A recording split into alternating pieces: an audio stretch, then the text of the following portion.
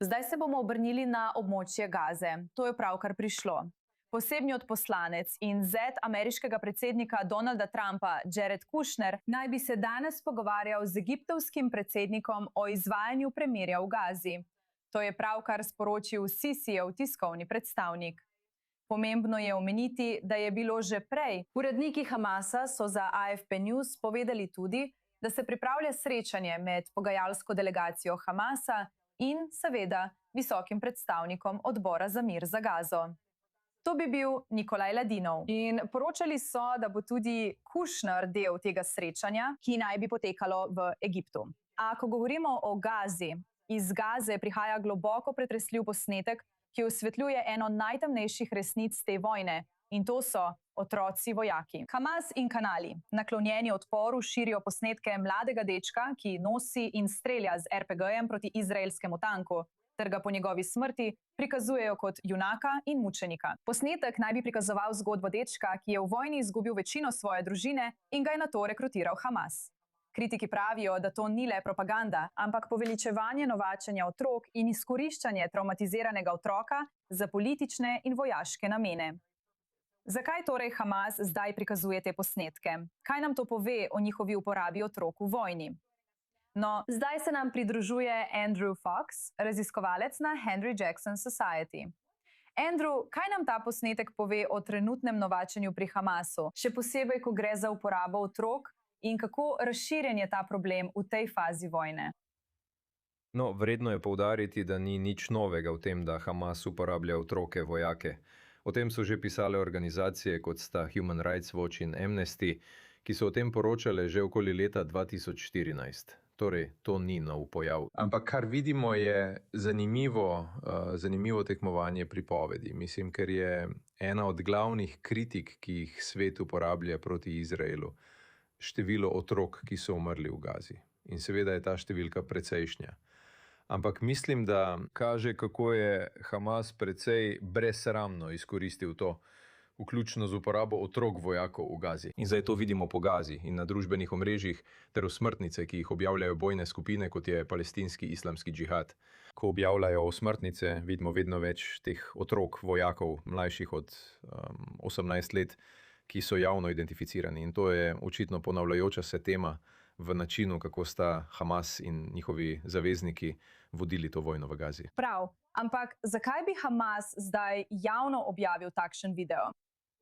Je to predvsem propaganda ali pa, veste, ali gre ponovno za resen problem z novačenjem? Glede na to, kar razumemo, veste, naraščajočo jezo proti teroristični skupini znotraj Gaze. Ja, mislim, da moramo tukaj narediti analizo občinstva in ponovno od 7. oktobra naprej je Hamas namerno širil različne vrste propagande, ko se je obračal na različna občinstva. Spomnite se na 7. oktober. Poskušali so poslati sporočilo arabskemu svetu o moči in da ne škodujejo otrokom.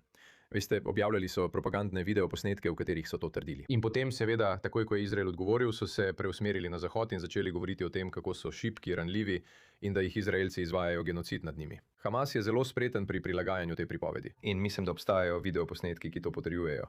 Ta tragični, ki ga zdaj prikazujete, poleg mene, mater v Gazi, ki slavijo mučeništvo svojih otrok, ki neposredno nagovarjajo Izrael in pravijo, poglejte, borili se bomo do zadnjega diha, naši mučeniki, to je za nas versko poslanstvo. In s tem, ko to pripoved širijo med svoje ljudi, sumim, da verjetno poskušajo utrditi svojo notranjo podporo, s tem pokažejo, kako daleč so njihovi someščani iz Gaze pripravljeni iti, tudi žrtvovati svoje otroke, da bi se borili za svoj cilj. Prav. Veš, zdaj bi rada nasplošno govorila o trenutnem premirju, mislim, pogajanjih. Trenutno smo v situaciji, kjer se zdi, da ni nobenega napredka pri naslednjih korakih za resničen konec te vojne. Kako vidiš, da se bo to odvijalo na kratki rok? Še posebej zdaj, ko vemo, da se bo Jared Kushner v prihodnjem tednu v Egiptu srečal z voditelji Hamasa.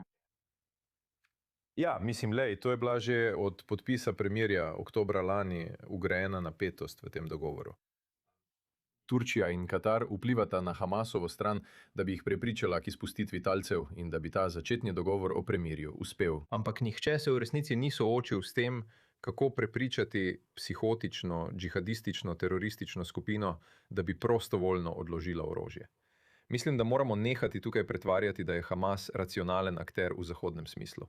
Mislim, glej, dejstvo, da objavljajo videoposnetke otroških vojakov, nakazuje, da morda vidijo ta proces premirja nekoliko drugače kot Bela hiša in Jared Kushner. Torej, resnično veliko vprašanje tukaj je, kaj je realno dosegljivo. Ali bo Hamas na kakršenkoli način odložil vso orožje? Bil bi zelo, zelo presenečen. In že zelo dolgo menim, da tega ne bodo storili. Torej, vprašanje je, kako naprej. In mislim, da se moramo s tem soočiti. Kaj je Izrael pripravljen sprejeti? Kaj je Jeruzalem pripravljen sprejeti? Kaj je pogajalec iz Bele hiše pripravljen sprejeti? In kakšno je stališče arabskih držav glede tega? In seveda, kaj je Hamas pripravljen sprejeti? Ker jih 2 leti in pol vojne nista premagali, nista zlomili njihovega duha glede njihove želje, da bi se še naprej borili in ohranili svoje versko poslanstvo proti Izraelu. Kako torej naprej? In mislim, da na to vprašanje še nihče ni odgovoril. To je zagotovo. Ampak kot običajno, še naprej spremljamo prelaganje krivde. Andrew Fox, najlepša hvala, da ste se nam pridružili iz Združenega kraljestva in delili ta vpogled.